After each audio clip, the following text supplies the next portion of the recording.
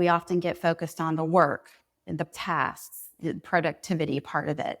But as a leader, as a manager, you're really supposed to be more focused on the people, because the people are the ones who are doing the actual work and interacting with the customers and so on. So the first thing we have to do is we have to be sure that those managers have a real solid appreciation and understanding of what it means to be a communicator.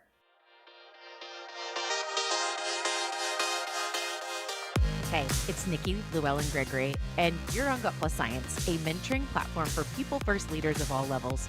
Here, we talk to exceptional leaders who prioritize culture, get fired up about employee engagement, and are excited to share ideas and tools for a bettering employee experience to help others. Thank you for joining us to invest in being a better leader. Now, let's get to it. Katherine Coble is here with me today to talk about a topic she'd like to help leaders at large to get better at. We love to mentor on this show. And Katherine, I know you're passionate about changing the way we equip leaders on the front lines. Why is this topic or challenge important to you?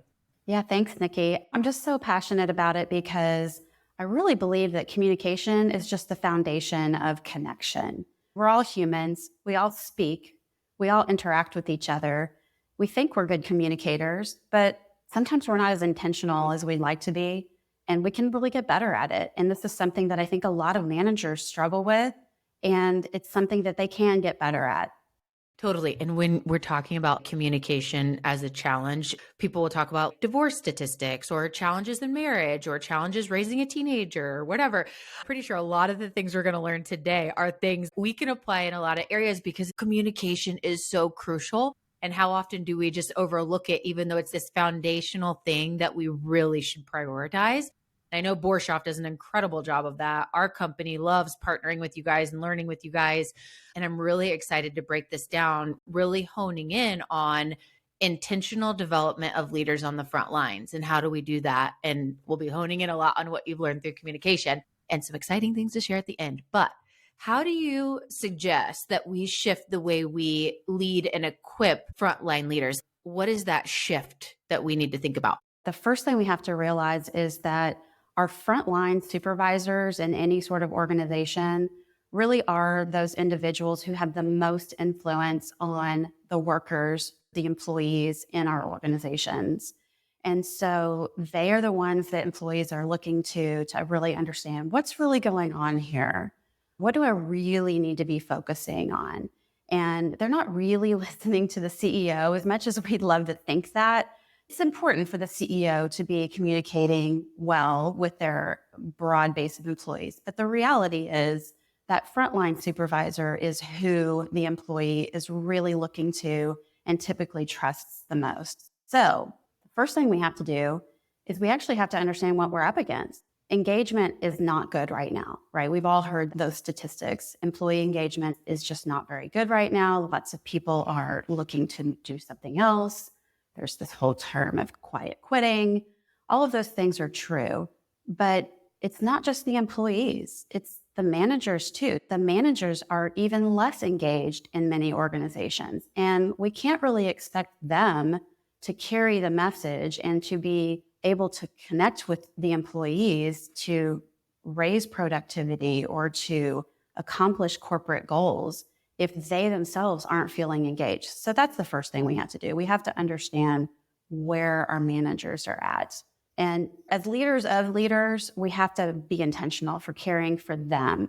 If we can care for them, show them that we care about them, they're going to be much better equipped to show that they care for the employee base. I love that. And it reminds me about a story when I was working with a company maybe 5 or 7 years ago, and the executive team all got together because the majority of the employees were challenged by the benefit opportunities, and not necessarily just pay and healthcare or whatever, but just all kinds of things with how the benefits were set up.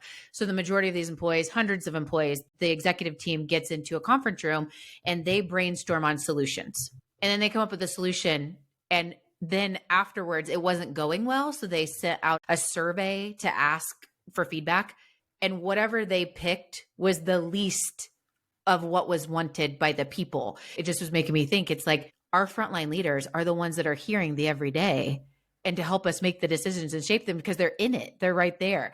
So I love that shift that you're sharing and have seen it play out.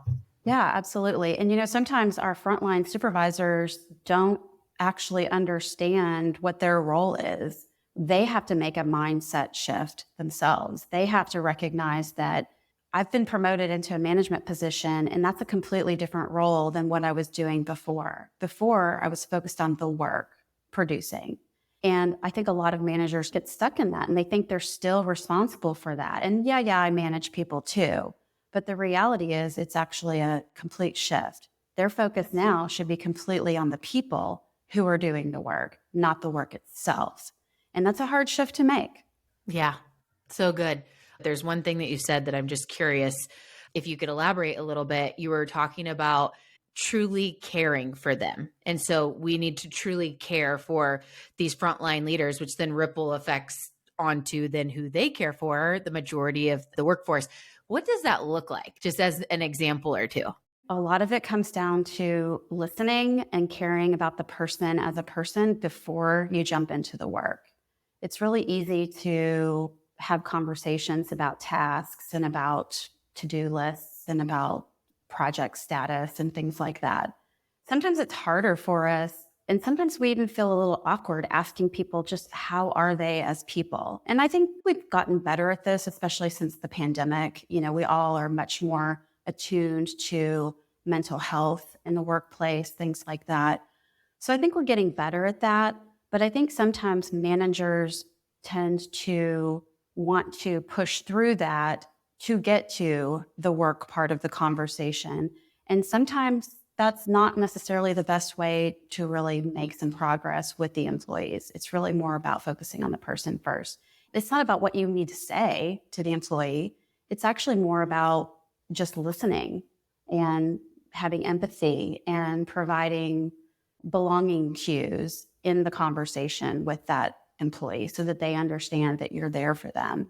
I'm pretty passionate about just the message that relationships trump everything. If we're a leader that has a strong relationship, even if sometimes we struggle in our communication, that person who we weren't clear communicators when we wanted to be, that person comes to us and says, "Hey, I didn't really understand. Can you help me?" Because you have that relationship built versus just like, whatever, you care enough and that you've built that bond that helps you go to deeper. And so I loved always throwing that reminder that like when we spend time, like you said, listening and asking questions that help to develop it deeper, it's just, there's a relationship built that people will run through anything because of a relationship like they want to pursue. So thank you. Okay. So I want to hear about this company you admire with regards to their efforts in building and supporting their frontline leaders. Can you tell us the story? Yeah, definitely. I was actually speaking just a couple of weeks ago with a good friend of mine who is the director of people development for Chick-fil-A, one of the Chick-fil-A franchises here in our area.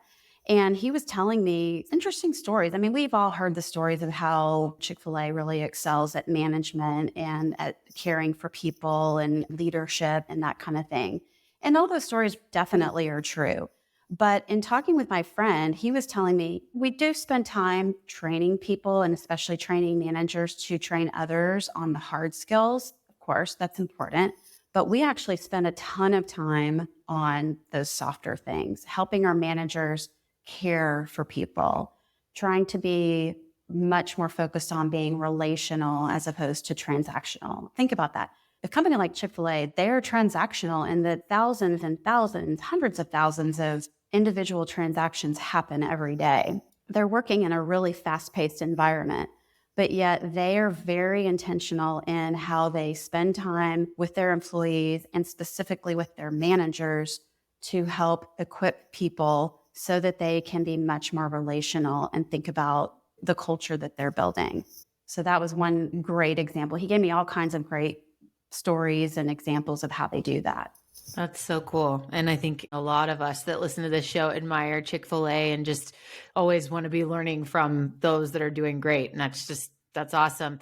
If we wanted to break down other key takeaways that create such a different workplace experience, like maybe bullet those out. So we've talked about truly caring and listening and soft skill training, just any other things that we want to mention before we keep going? Yeah, definitely. So, in the course of that conversation, he was giving me some specific examples of some of the things that they do. And I thought this one was really helpful. And it sounds like common sense, but I don't think we often do it. He said they are very intentional about making time for doing debriefs. And so he said, we're in a fast paced environment. We constantly are moving super fast. There's not a lot of time to stop and say, hey, this broke down. Let's figure out how to fix it in the future. We got to keep going, right? It's just constant movement in their environment. But they make time to do these debriefs. And when they do that, they're really taking the opportunity to learn what went right and what went wrong and what can we do to change that in the future. So that's a communication issue. They also make sure that they're very, very clear with their team members about expectations. And this one just really struck me in the conversation. He said, we can't hold people accountable for things that they don't know are expected of them. We have to be very, very clear. And even if we think we've been clear, we often haven't been. So they do what they call ESRC: expectations, skills, resources, and then the C stands for either consequences or celebrations. Taking the time to talk about the consequences of actions, but also taking time to celebrate what comes out of some of those actions as well. And I love that. I thought that's a great way to think about how we equip employees in a simple formula that managers could easily follow. And I think it would really empower them in their communications to know they're sharing the right things at the right time.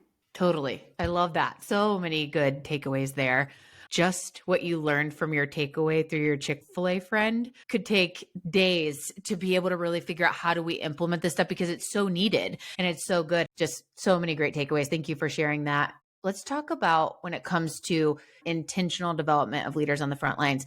What does intentional development look like for entry-level frontline leaders, unique to leaders at other levels? One of the things that we've discovered in our work in employee communications, employee engagement, is that frontline supervisors often don't even realize the extent of their role as a communicator. And so we as leaders of leaders need to be sure that we are helping them understand that role and appreciate that role. I mentioned earlier, we often get focused on the work, the tasks, the productivity part of it. But as a leader, as a manager, you're really supposed to be more focused on the people, because the people are the ones who are doing the actual work and interacting with the customers and so on. So the first thing we have to do is we have to be sure that those managers have a real solid appreciation and understanding of what it means to be a communicator. Doesn't just mean relaying information. It means they're setting the standard, they're setting the tone. When we do our media training, for example, more than 50% of the communicating of a message is in your nonverbals. It's not just in the words that you say. The words are important. You have to pick the right words at the right moment to express the right ideas. But it goes so much beyond that. It's about the tone that you use. It's about the inflection in your voice. It's about the way that you set it up, where you actually say it, when you actually say it.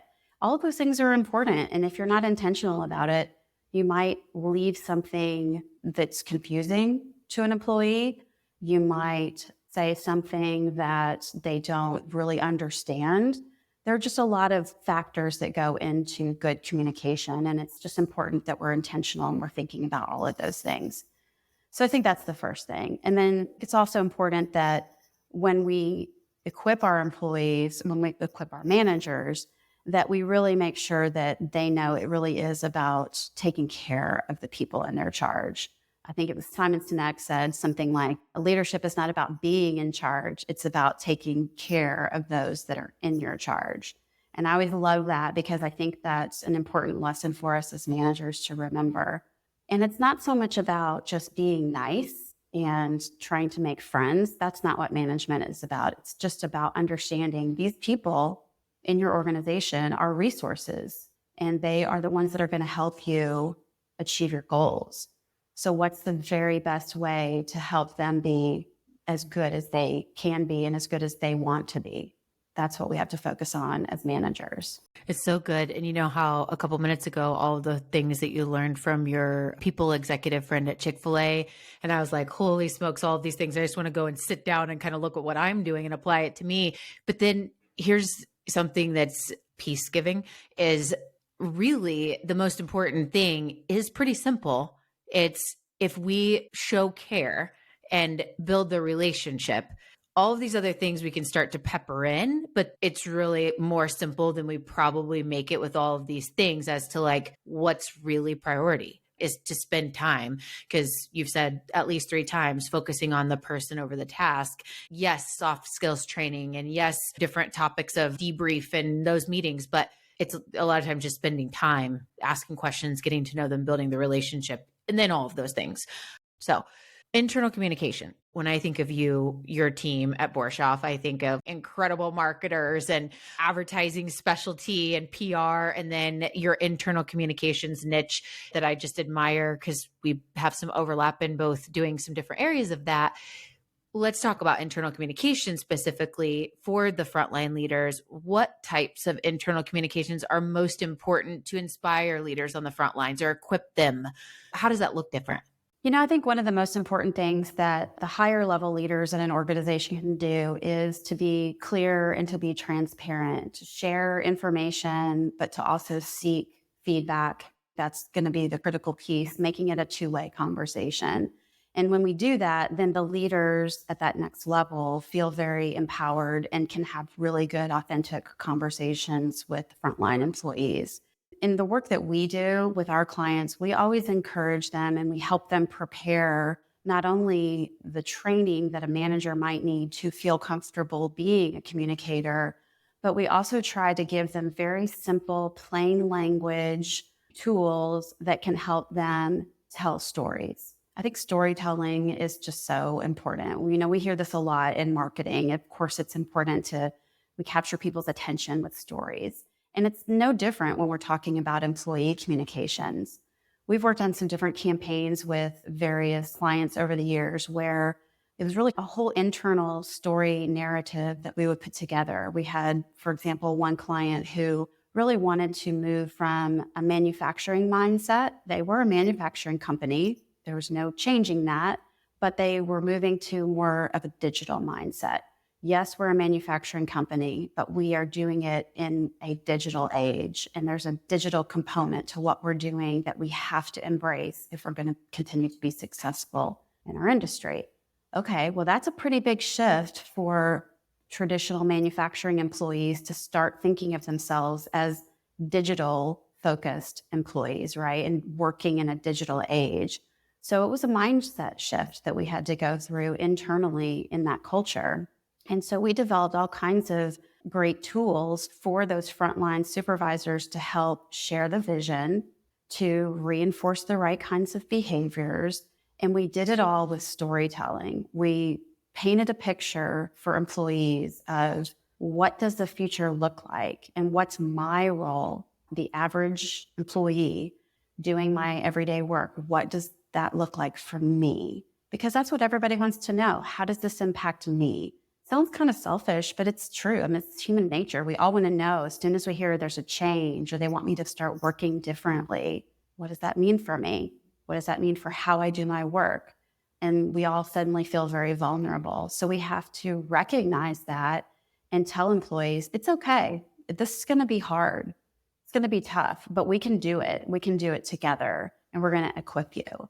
And we do that with stories because then people can put themselves in the middle of the action. They can say, oh, okay, I can visualize this now. I can see how I fit into all of this.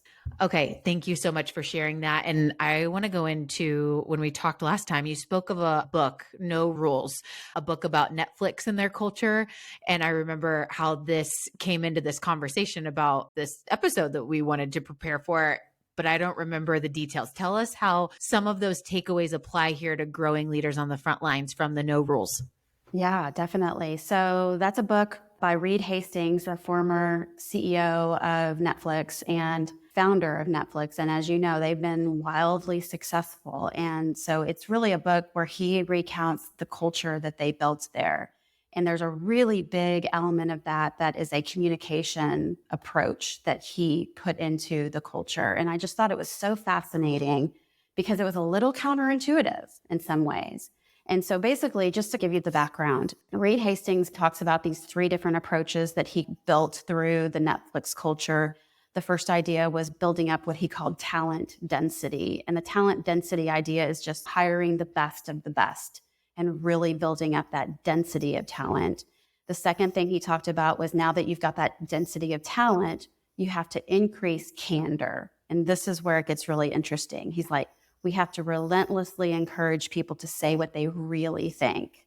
And then third was just removing controls so that these very innovative, wildly talented people can really push through innovation.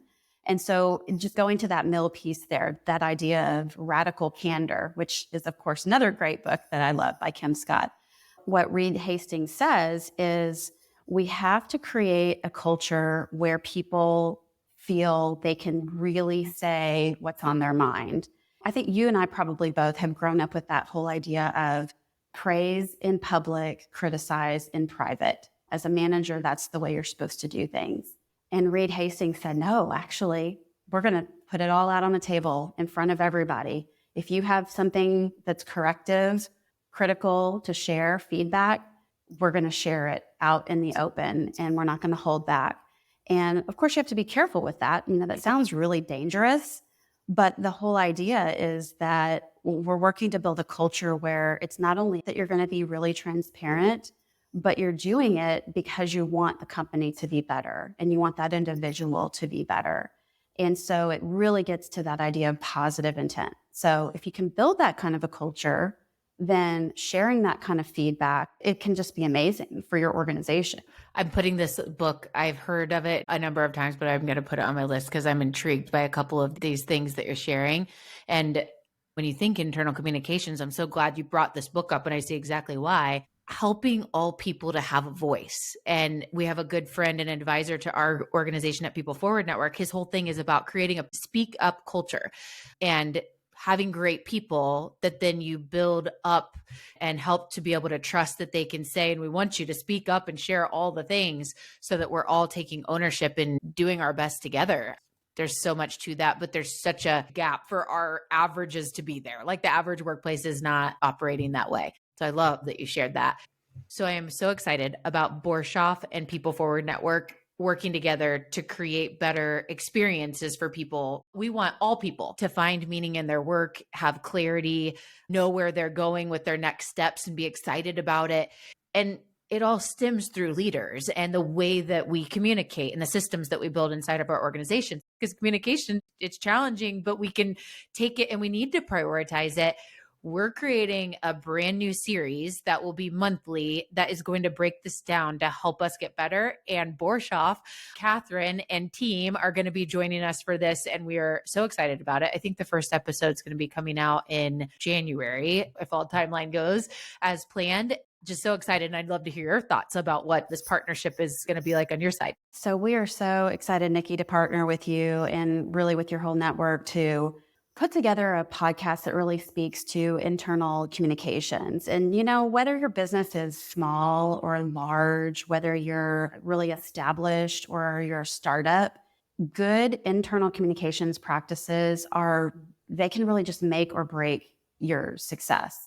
And I'm just so passionate about that. And really our whole team is. So we wanted to bring to your audience just a smattering of some lessons that we've learned over the years and some examples of some things that we're seeing. So we'll talk about some trends. We'll talk about some tips. We'll try to give you some ideas on even good technology to use to help make internal communications run a little bit smoother.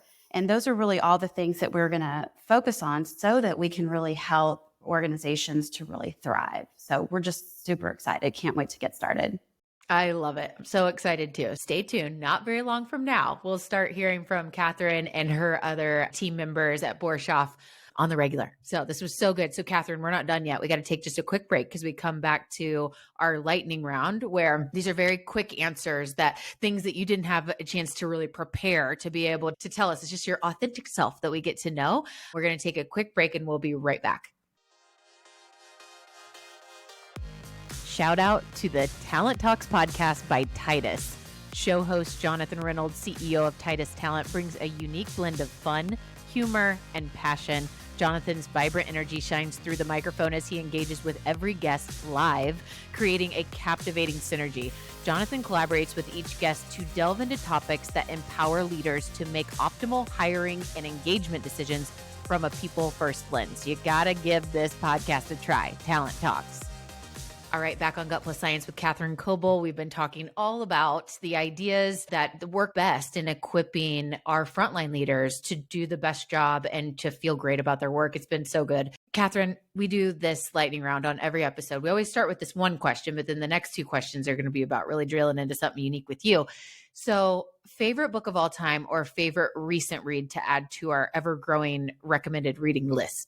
Yeah. So a recent read, I think I may even mention this to you when you and I have talked before, was Six Types of Working Genius by Patrick Lencioni. Loved it. Really made me think differently about myself and my team members. Awesome. I have a friend that just got certified in this and has been talking all about it. So it's been all around me. I need to add this book as well. So stacking up the books today from recommendations from you.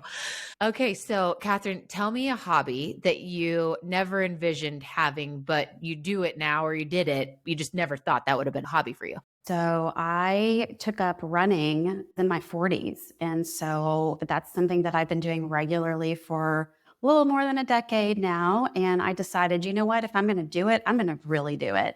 So I'm trying to run a half marathon in all 50 states. And honestly, it's more about the travel for me than it is the running. But if you'd have told me I was going to be a runner 20 years ago, I would have laughed and said, there's no way.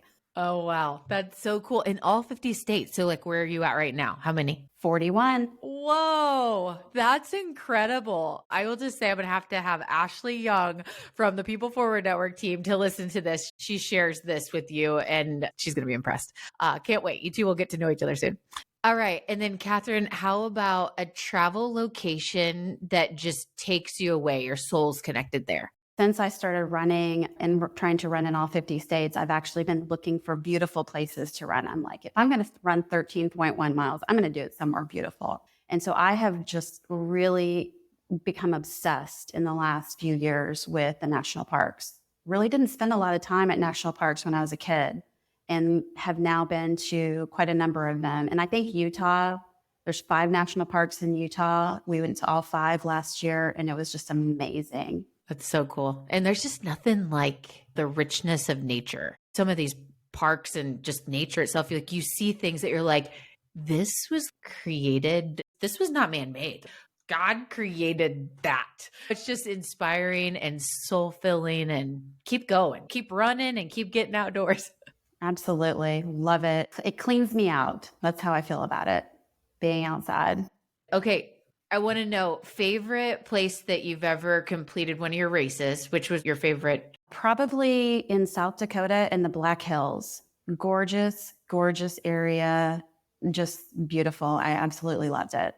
And if you had to pick one park that you felt more connected to or loved above the others, which one? Probably like Zion out in Utah. It's gorgeous. Just lovely. Well, this has been so fun. I've loved it. And again, we're going to be doing more of this, but there'll be your own episodes. I'm so excited about it.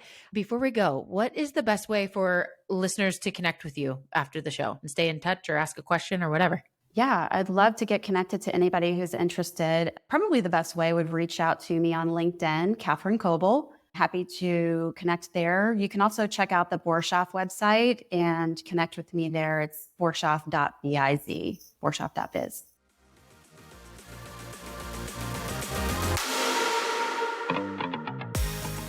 Katherine, I am so excited about our future partnership that is getting ready to roll out for the 2024 year. Absolutely love working with Borshoff and your experience and creativity and results-oriented thinking around impacting internal communication is just wonderful. Here's my truth you can act on from today's conversation. Number 1, frontline leaders have the strongest impact on employees.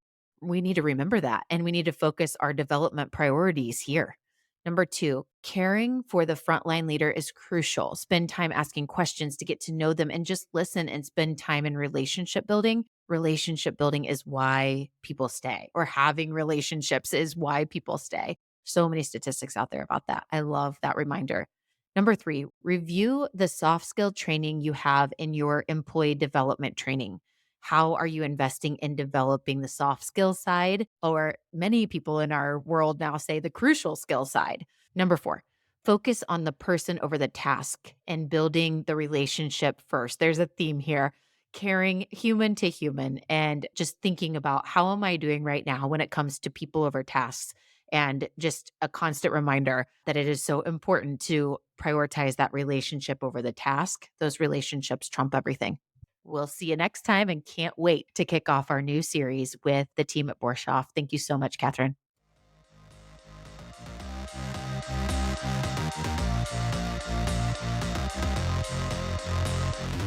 We just left the world a little bit better. Now, go do something with it.